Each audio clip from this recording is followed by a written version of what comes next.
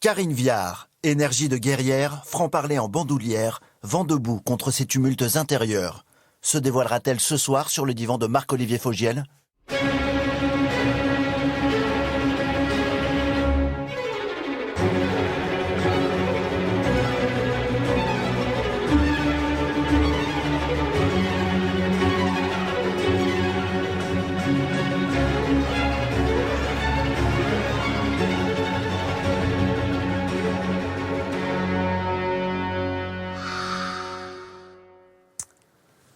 Êtes-vous si normal que ça?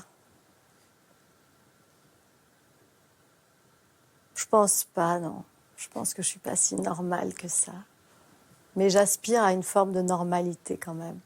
Bonsoir, Karine Viard. Bonsoir. Quand vous dites j'aspire à une forme de normalité, vous avez fait beaucoup pour ça, parce que les divans, vous connaissez, vous êtes allongée pendant assez longtemps, Karine. Alors, je ne me suis jamais allongée. Ah. J'ai fait 9 ans de psychothérapie, mais sans jamais m'allonger. En face à face, alors. En face à face. C'est une première ce soir, alors. Voilà, exactement. Mais c'est pas une psychothérapie. Et donc vous aspirez vers une forme de normalité. On va voir, c'est vrai que vous avez un parcours de vie absolument incroyable, que finalement les Français connaissent peu. Ils vous connaissent très très bien au cinéma, et pour cause. Vous avez joué dans tellement de films populaires.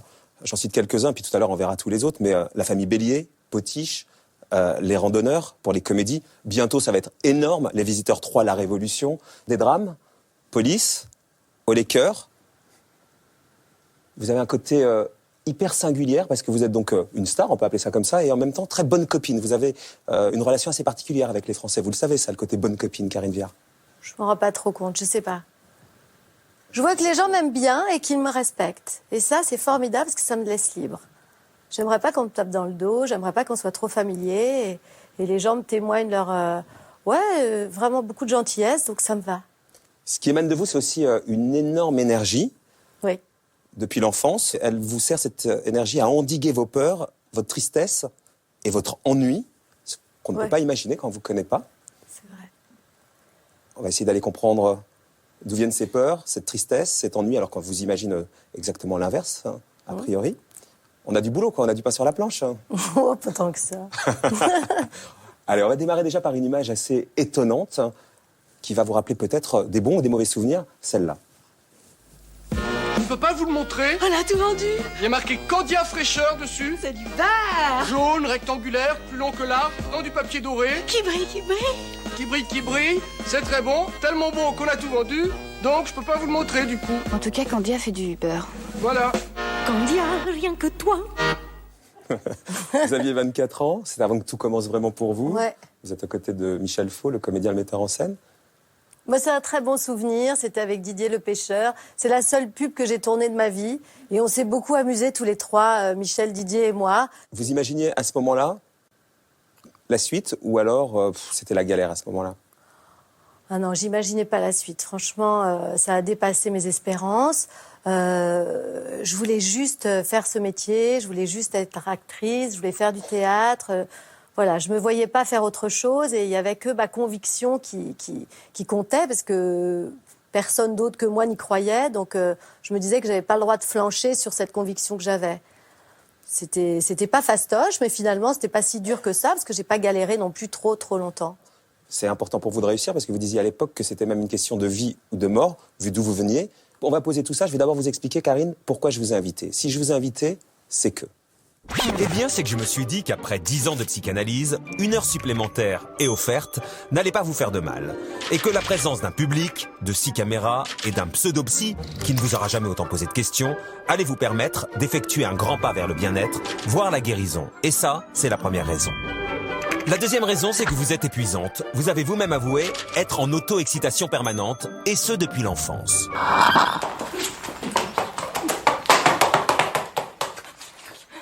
A priori, votre père, qui dirigeait des plateformes pétrolières, ne vous a donc pas mis du diesel dans les veines, mais plutôt des barils de pétrole brut, hautement inflammables.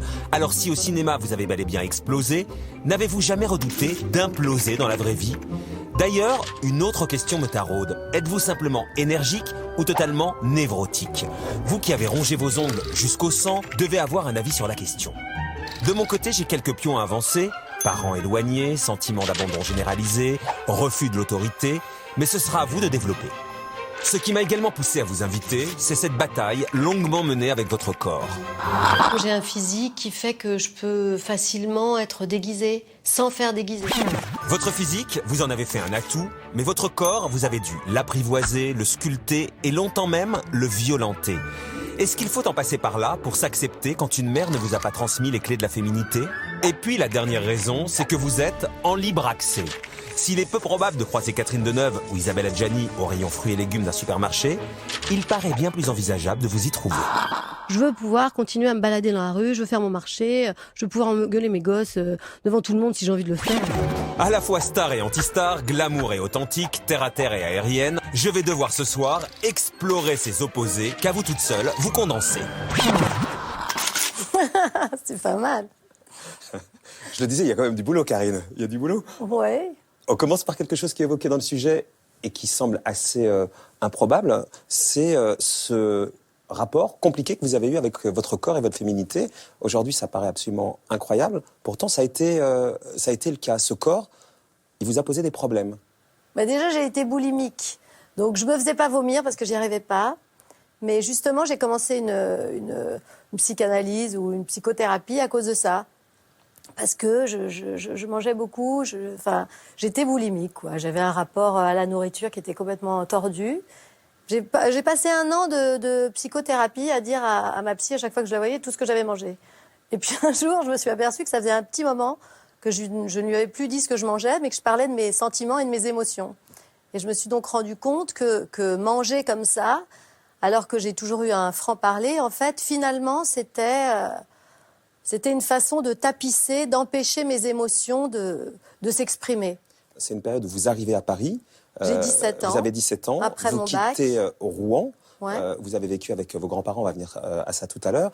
Et c'est ce moment où vous venez de tenter votre chance à Paris. Et quand vous dites j'étais boulimique, vous l'étiez vraiment. Il vous arrive même, par exemple, de boire 1 litre d'huile par jour. Comme j'étais boulimique, j'achetais plus rien. Mais j'avais quand même du beurre, de l'huile. Donc effectivement, je mangeais du beurre à la petite cuillère. J'avais des bouteilles d'huile pour me remplir. Donc je comprenais pas ce qui se passait. Ça allait très mal. J'ai essayé des thérapies comportementales, ça n'a pas marché. C'est-à-dire comportementale, ça te dit tu dois pas faire ceci, tu dois plutôt faire ceci. Et puis finalement, j'ai rencontré une psychothérapeute que j'ai adorée. Et puis avec elle, je me suis guérie. Mais je reste un peu fragile quand même. Si j'ai 2 kilos de trop, je peux avoir envie de me tuer, quoi. Donc il y a un truc qui est quand même assez fragile. J'exagère un peu en disant de me tuer, mais je me déteste vraiment si j'ai 2 kilos de trop, alors que c'est pas non plus... Donc voilà, ça reste un sujet un peu délicat. Et vous avez compris évidemment les raisons de cette boulimie. On va les évoquer, mais d'abord, juste pour le plaisir, on va vous voir aujourd'hui dans la famille Bélier avec un corps qui est celui d'aujourd'hui. Et on ne peut pas évidemment imaginer que ce corps, vous l'avez fait tellement souffrir, parce que là, vous êtes, resplendissante, évidemment. Bon, ça s'arrange pas, hein.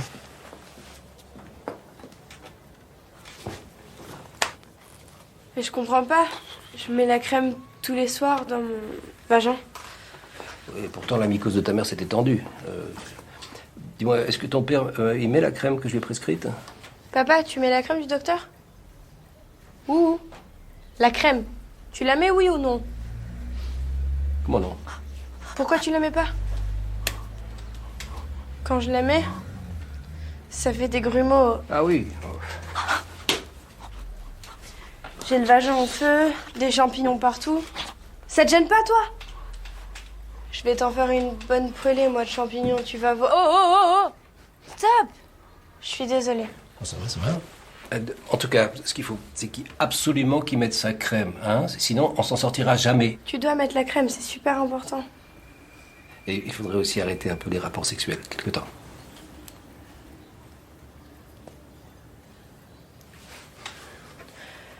Combien de temps? 3 semaines. Comment ça, pas d'accord? Vous pouvez vous retenir quand même, non? Vous n'êtes pas des animaux? Là, vous avez une féminité assumée, on va dire, évidemment, dans ce film.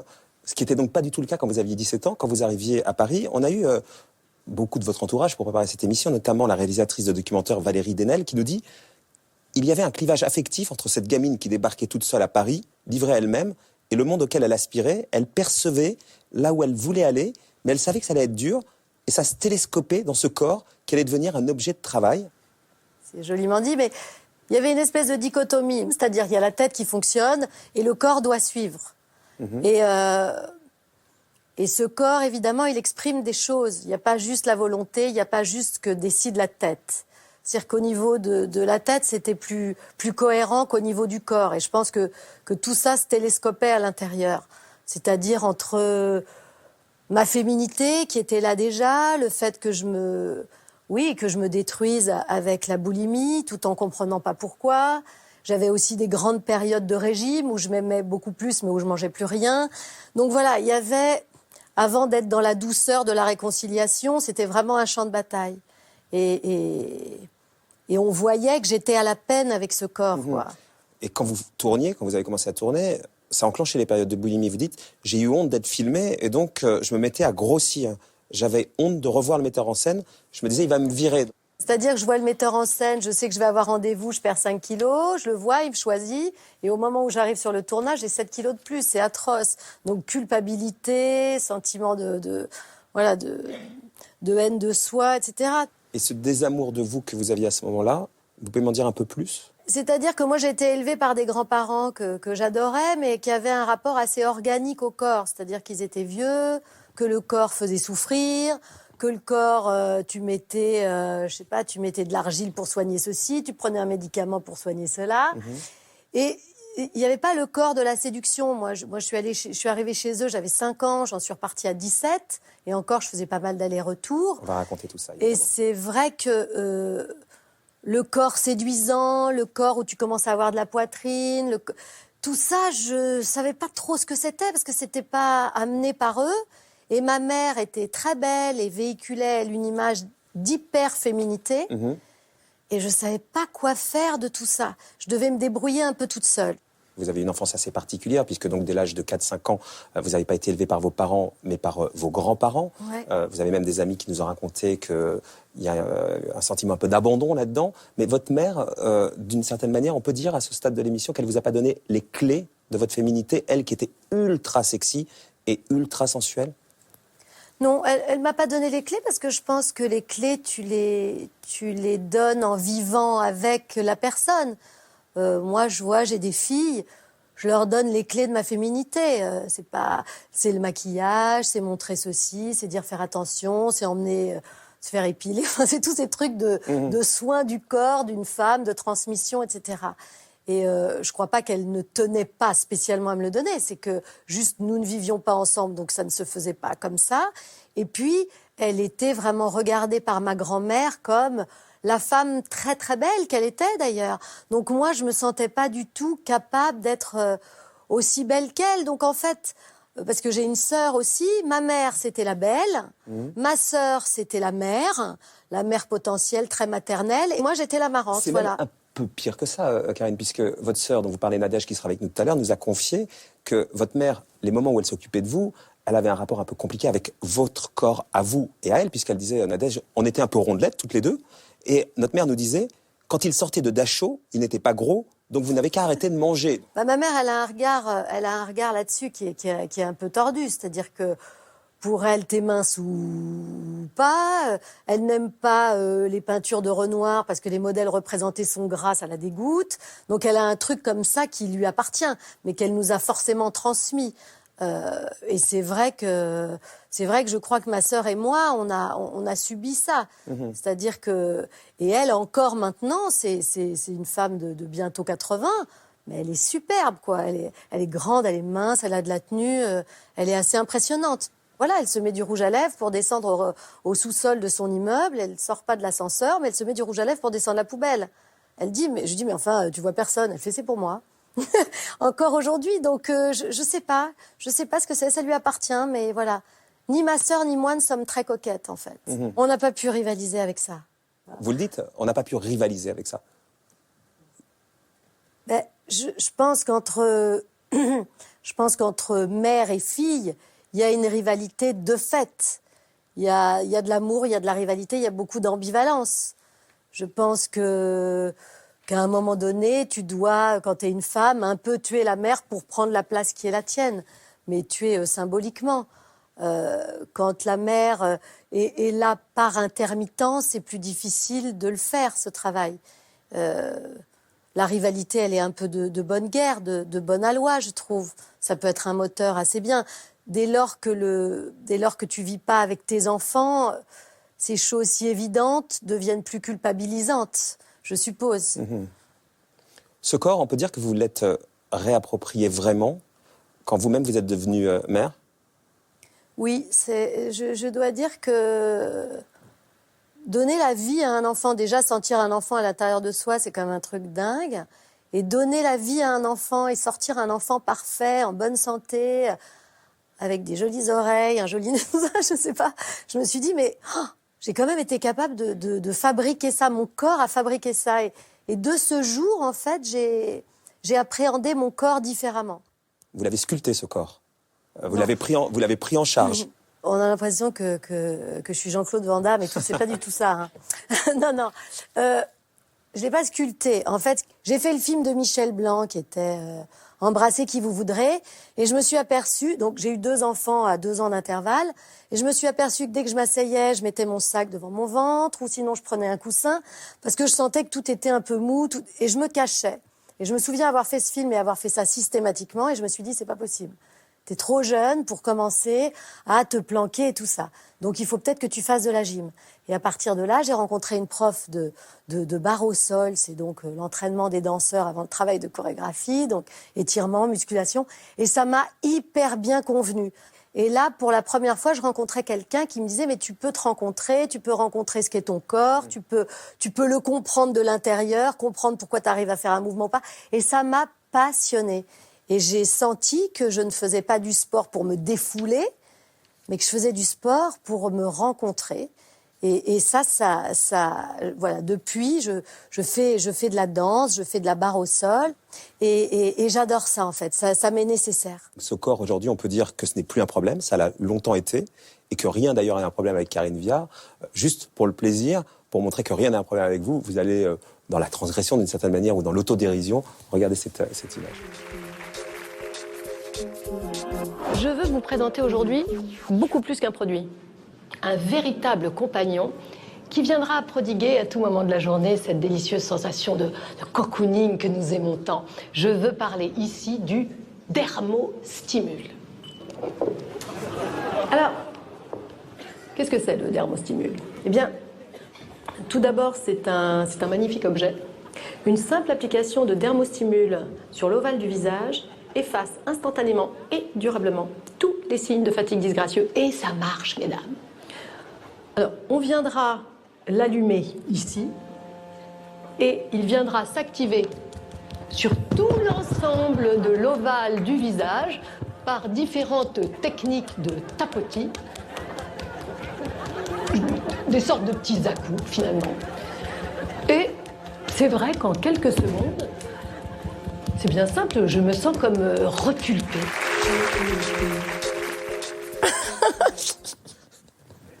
Ça me fait hyper rire, moi, ça. Nous aussi. En plus, c'est moi qui ai eu l'idée, parce que on devait faire des sketchs et tout, et moi je dis, il y a toujours un truc qui m'a fait rire, c'est que le téléachat, là, dans les trucs par correspondance, t'as donc un godemiché, que les filles se mettent là, puis on te fait croire que c'est pour je sais pas quoi, pour les rides ou quoi. Je dis, on pourrait faire un sketch là-dessus. Et du coup, on a fait ça, et ça me fait vraiment rire, mais bon. Karine, à travers votre corps, on a bien compris donc que vous avez eu un parcours de vie qu'il fallait un peu régler d'une certaine manière, ou en tout cas qu'il fallait assembler pour pouvoir bien l'assumer. On regarde un peu ce parcours de vie un peu particulier qui est le vôtre, votre enfance. On a compris donc que votre mère était éloignée, votre père était absent, c'est vos grands-parents qui ont été très présents. Vous naissez le 24 janvier 1966 à Rouen, mais très vite, vous partez donc en Algérie. Votre père Michel travaille dans des forages pétroliers. Votre mère Françoise, femme au foyer, elle s'occupe des 2 filles. Et les 4 premières années de votre vie, c'est des années heureuses en Algérie. On peut dire ça comme ça? C'est des années heureuses parce que c'est l'Algérie.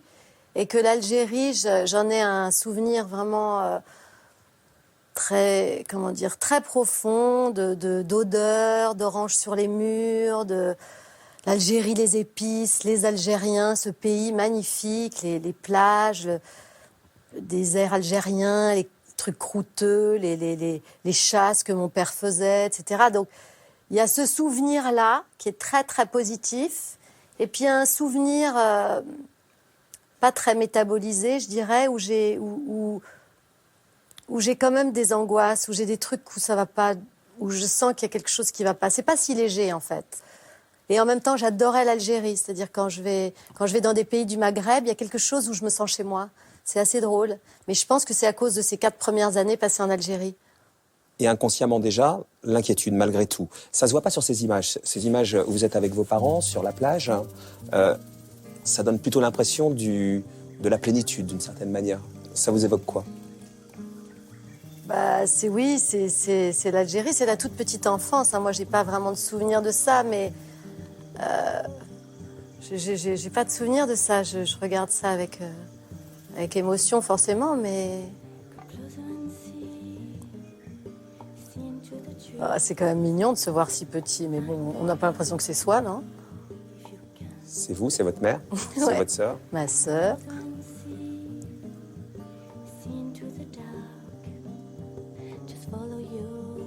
Votre père. Ouais. C'est presque étranger à vous, vous diriez, Clarine? Oh bah oui.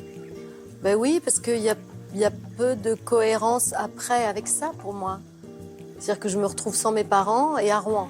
Donc entre la famille de 4 personnes à Oran et puis la famille de moi chez mes grands-parents avec ma sœur, puis plus ma sœur, c'est vrai qu'il y a peu de liens quand même.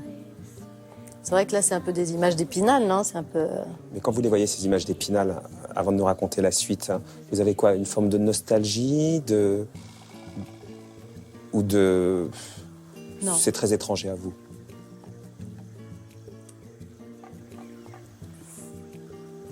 Ah, ça, je me souviens qu'on faisait ça avec ma sœur. C'est pas de la nostalgie parce que je suis contente de la vie que j'ai. Je n'aurais jamais eu la vie que j'ai si j'avais continué à vivre comme ça avec mes parents, etc. Non, j'ai pas de nostalgie. C'est un peu étranger, en fait. C'est un peu étranger et en même temps, il y a quand même quelques réminiscences. Mais bon, non, j'ai peu de souvenirs. Vous avez plus de souvenirs de Rouen, évidemment. Ouais, bien sûr. Puisqu'à l'âge de 4 ans, vous allez chez vos grands-parents maternels, René et Simone. La petite fille que vous étiez à 4 ans, d'une certaine manière, larguée chez les grands-parents. On va parler évidemment de vos grands-parents, ils ont eu une force. Vous avez un lien très très fort avec eux. Mais c'est quoi le sentiment d'abord? Mais d'abord, il y a eu un an où avec ma sœur, on a habité avec ma mère à Rouen. Et puis... Et ça, c'est une année assez triste. D'abord parce que ma sœur souffre d'être séparée de mon père, dont elle est très proche. Et ma mère souffre de ne plus avoir la vie qu'elle avait. Et c'est difficile, elle se retrouve à être de nouveau, comment on dit, couturière, alors qu'elle a horreur de ce métier. Je me souviens d'elle pleurant sur sa machine à coudre. C'est pas gai. Pourtant... Et en plus, ça a beaucoup fait rire ma psy. On habite rue du Fardeau. Ça, ma psy, elle a adoré. J'avais jamais réalisé. On habitait rue du Fardeau, en face d'un magasin de farce et attrape. Sinistre à fond. Et il se passe un événement pour ma mère assez dramatique. C'est qu'elle se fait agresser par un gosse de 17 ans qui lui fout un couteau sous la gorge.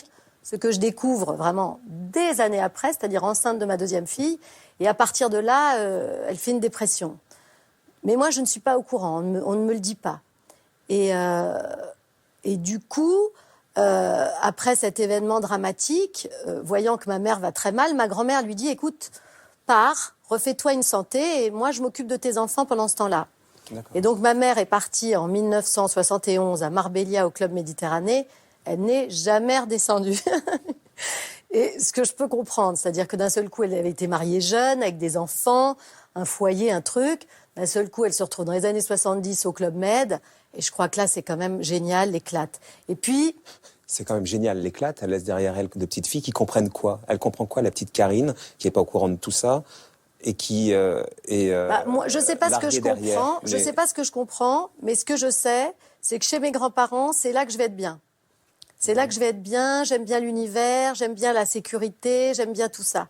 Et puis après, évidemment, ma grand-mère qui a été hyper bonne pour moi, géniale pour moi, je pense qu'elle a été et bonne et moins bonne pour sa fille. C'est-à-dire que je pense qu'il y a eu une espèce de disqualification de ma mère sur sa capacité à nous élever, par exemple. Elle lui disait toujours, t'as une petite santé, comment veux-tu t'en sortir? Mais tu pourras pas, tu seras pas capable.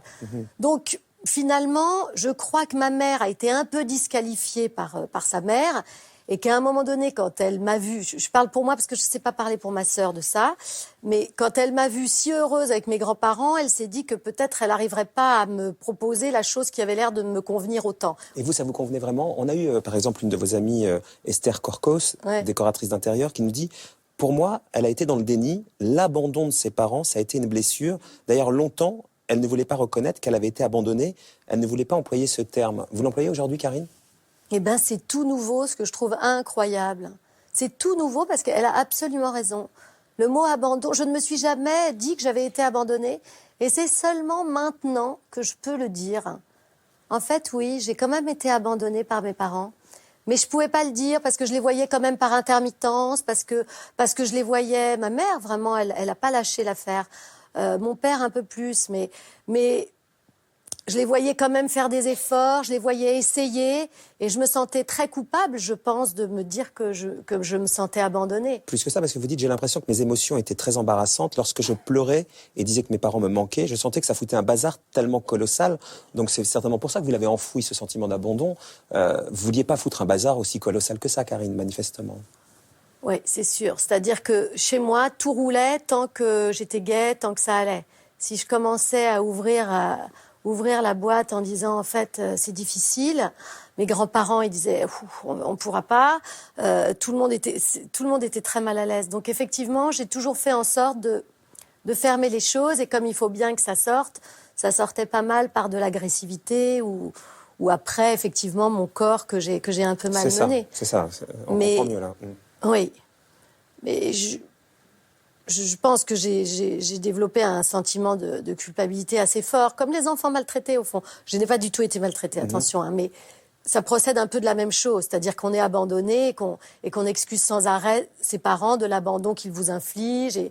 Et en même temps, j'ai eu ces grands-parents qui ont été vraiment pour moi comme des tuteurs autour desquels je me suis enroulée pour grandir, pour me développer. Vous dites, je dédouanais d'une certaine manière mes parents. Votre père de la même façon, Karine? On va en parler un peu de votre père. Il s'est remarié très vite. Il a eu une troisième fille, votre demi-sœur Mélanie. Ouais. Il a beaucoup voyagé. Votre père, vous en parlez quand même différemment que votre mère.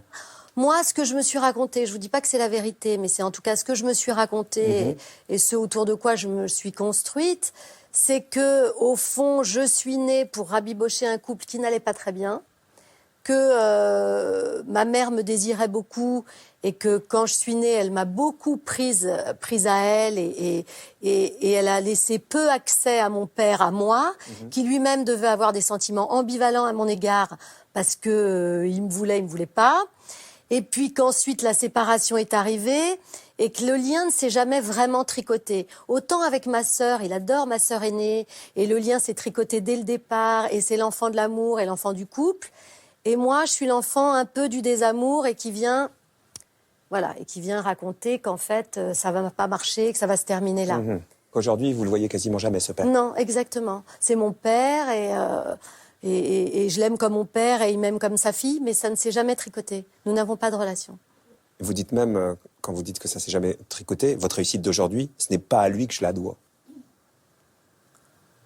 Je sais pas. C'est une phrase un peu méchante, mais c'est une phrase un peu vengeresse, mais que je ne pense plus aujourd'hui en tout cas. Il a induit votre rapport aux hommes et à l'autorité masculine. Vous ne vous laissez pas faire. J'ai un rapport aux hommes qui est évidemment lié au rapport que j'ai entretenu ou pas avec mon père. Il est très présent dans son absence, pour moi, parce qu'il induit beaucoup de choses. Mon père, je ne sais pas s'il a été très dur avec moi, mais c'était quelqu'un d'assez autoritaire, qui faisait un peu peur, etc. Donc moi, dès que je suis en face d'un homme autoritaire, c'est instinctif, c'est archaïque. Comme ça, j'ai l'impression d'être en face de lui et c'est un combat de titans, je ne me laisserai pas faire. Les sauveurs, ça a donc été les grands-parents. Vous dites, mes grands-parents m'ont sauvé, je les ai sauvés d'ailleurs. On s'est sauvés mutuellement, oui, tout à fait. Pendant toute toute ma jeunesse, ils m'ont dit, tu sais, si ça roule pas, on ne peut pas te garder avec nous, on ne peut pas avoir le souci de l'école, etc. Mais en fait, c'était pas vrai. Ils me l'ont dit et je l'ai cru. Mais en fait, je les sauvais. Je leur donnais une deuxième jeunesse. Ma grand-mère, qui je crois a souffert de n'avoir eu qu'une fille parce que c'était la guerre, parce que mon grand-père a été fait prisonnier, etc., avait, avec ma sœur et moi, la possibilité de vivre encore ce rôle de mère. Et elle s'est vautrée dedans, surtout avec moi, parce que j'étais petite. Et qu'elle a pu m'élever comme sa fille. Et vous diriez c'était comme votre mère? Ah ouais. Oui, c'était... d'ailleurs, à la fête des mères, je souhaitais la fête des mères à ma grand-mère. Mais j'avais aussi ma mère. J'avais 2 mères. Mais ma mère, quand elle me parlait de ma grand-mère, elle disait « Ouais, mémé, elle a dit que... » Donc, on était toutes les 3 au même niveau, en fait, ma mère, ma sœur et moi.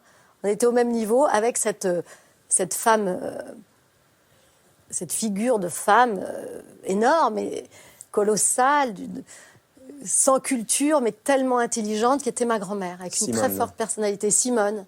Regardez, Karine, on a donné une photo de vous avec votre mère et une photo de vous avec votre grand-mère à notre psy, Christine Ulivucci. Elle est spécialiste de l'analyse des images. Et regardez ce qu'elle en dit. Ces 2 photos de Karine Viard avec sa mère et avec sa grand-mère interpellent par leurs atmosphères quasiment opposées. L'une est plutôt dans la mise en scène, l'autre dans le lâcher-prise.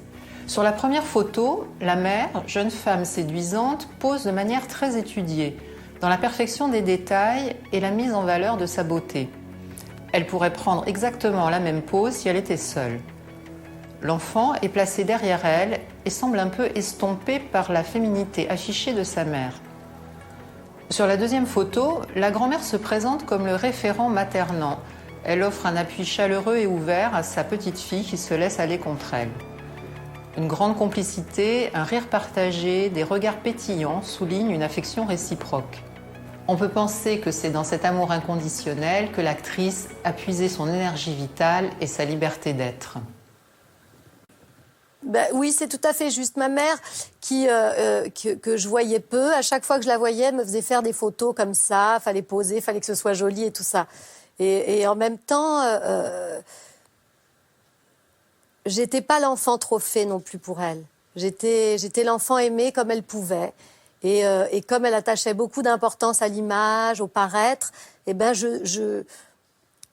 j'intervenais là-dedans et je m'inscrivais là-dedans. Mais j'étais pas exhibée comme un enfant trophée. C'était sa façon à elle de m'aimer, qui était un peu immature, qui était un peu discutable. En fait, j'ai eu une chance folle et je crois que c'est à eux que je dois ma liberté parce que mes grands-parents m'ont aimée de façon indéfectible et ne m'ont jamais éduquée. Elle refusait d'endosser l'autorité parentale, Simone. Elle refusait de m'éduquer, elle refusait d'endosser le rôle de mes parents. Donc elle m'aimait indéfectiblement, quoi que je fasse. Elle m'aimait follement, mais elle ne m'éduquait pas. Donc c'est pour ça qu'encore aujourd'hui, il y a certaines situations où je ne suis pas très éduquée, où je peux être un peu mal polie, parce que j'ai pas été vraiment éduquée, mais par contre, j'ai été follement aimée. Et ça, moi, qui ai des enfants, je regrette, puisque ce sont mes enfants, de ne pas pouvoir leur donner la même chose. Je crois que quand on est parent, on éduque ses enfants, même bien malgré soi. Eux, ils ne m'ont pas éduquée, ils m'ont juste aimée. Elle vous a aimé de façon inconditionnelle, Simone. Inconditionnelle. Valérie Denel, votre copine, elle nous a dit, elle vous connaît bien, avec ses grands-parents, c'était une relation très forte, une liberté très forte aussi. Karine n'était pas livrée à elle-même, mais pour autant, elle n'avait pas de cadre, pas de limite. Ça aurait pu la détruire. Karine n'attendait rien d'elle, ne projetait rien en elle. Ils n'étaient pas ses parents, c'est ce que vous nous dites. Mais ça aurait pu vous détruire, cette absence de cadre. Mais je ne sais pas. Je ne sais pas. J'ai l'impression, moi, que l'amour indéfectible que tu sens des adultes te détruit pas. Je pense que l'éducation, tordre un gosse, vouloir lui imposer, avoir des désirs pour lui à sa place, je pense que c'est plus ça qui détruit un gosse que l'amour indéfectible sans éducation. L'amour indéfectible, elle avait l'air d'avoir du caractère, cette Simone. C'est elle qui m'a montré la voie. Elle n'a jamais été conventionnelle. Ma grand-mère, elle était géniale parce que d'abord, elle était très drôle. Vraiment, j'ai énormément ri avec elle. Très moqueuse, très intelligente, très fine. Et aussi, elle pouvait être un peu mauvaise. Alors, j'adore. Elle disait à mon grand-père, oh René, quand je vois la gamine comme ça, oh, elle me fait tellement penser, te souviens-tu ces deux petites gamines qui aimaient tellement leurs parents? Alors moi je dis, c'est quoi cette histoire, mémé?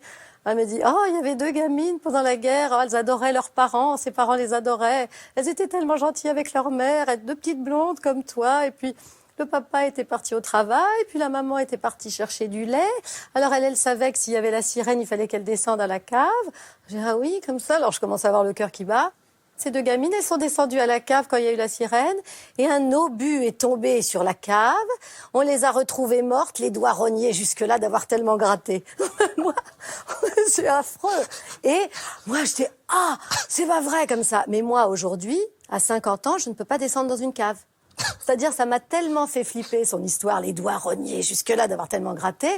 Alors, elle aimait me torturer un peu comme ça avec ses histoires. Mais je la croyais jamais. C'est-à-dire que je me dis que cette chose-là, si ça avait été ma mère, ça aurait pu être très destructeur. Mais c'était ma grand-mère et ça l'était pas. Donc, elle n'était pas que extraordinairement bienveillante. Mais elle me faisait tellement rire. Je l'aimais tellement. Elle était tellement maligne que vraiment, j'ai eu un amour pour elle hyper fort. Elle vous a attendu pour mourir, d'ailleurs. C'est ce que nous a dit votre sœur. Elle est morte à 102 ans et vous étiez là, presque, au moment de son départ. Oui, tout à fait. En fait, mes deux grands-parents, je les ai aidés à partir.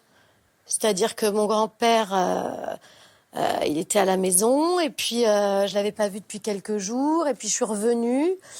Et puis j'ai vu qu'il était super angoissé, là, comme ça, là, le visage de la mort et tout. Donc je lui ai dit, ne t'inquiète pas, on va s'occuper de mémé. Moi, je m'en occuperai, je ne laisserai pas tomber. J'ai été lui acheter un appareil à musique. Je lui ai mis la musique qu'il aimait. Et puis je me suis couchée à côté de lui. Je l'ai remercié de tout ce qu'il m'avait donné. Et je l'ai rassuré sur ma grand-mère. Et je suis sortie de la chambre et j'ai dit à ma grand-mère et à ma mère, je pense qu'il en a plus pour longtemps. Et il est mort dans la nuit. Et je pense que vraiment, je l'ai aidé à passer de l'autre côté. Et puis ma grand-mère, en fait, je répétais pour le théâtre, donc je voulais vraiment qu'elle finisse sa vie chez elle, comme elle me l'avait demandé, mais c'était plus possible. Et donc je l'ai amenée à côté de chez moi à Paris, dans une maison de retraite vachement bien. Et j'allais la voir, etc. Et puis un jour, j'étais très fatiguée, je répétais pour le théâtre, j'allais la voir le matin avant, je retournais la voir après les répétitions et tout ça. Puis j'arrive un matin, et elle me fait, qu'est-ce que tu fais? Je monte dans son lit, comme ça, médicalisé, avec les barrières, et je dis, viens, on fait un petit dodo toutes les deux. Et donc je me suis couchée à côté d'elle, et je me suis endormie, et elle aussi, je suppose. Je me suis levée, elle me fait, comme ça. Elle dormait à moitié, je lui dis, il faut que j'aille à ma répétition, à tout à l'heure. Et en fait, à partir de ce petit dodo qu'on a eu ensemble, elle est tombée dans le cirage, quoi, et puis elle s'est jamais réveillée. Donc je pense que je l'ai aussi amenée à lâcher, à partir, je pense. J'ai pas envie d'avoir trop de chagrin.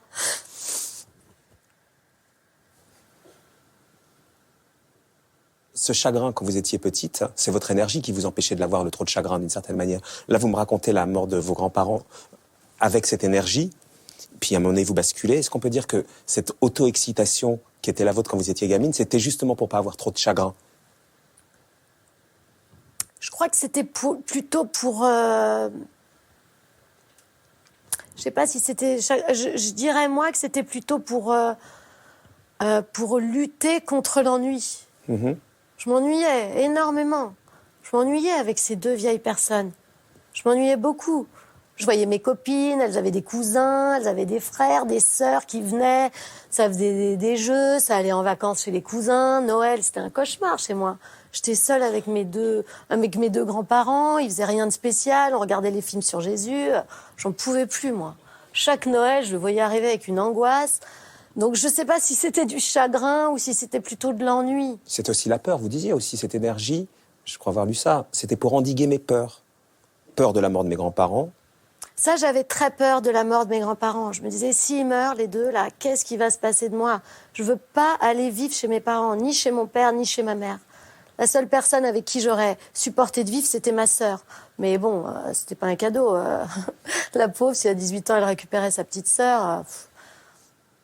Je me dis quand même c'est incroyable parce que j'ai eu peur toute ma vie que mes grands-parents meurent trop jeunes. Et en fait, ils m'ont fait le cadeau tous les deux de mourir, mon grand-père à 96 et ma grand-mère à 102. Et j'étais vraiment armée, quoi. Je pouvais supporter leur mort, alors que je l'aurais peut-être pas supporté plus tôt.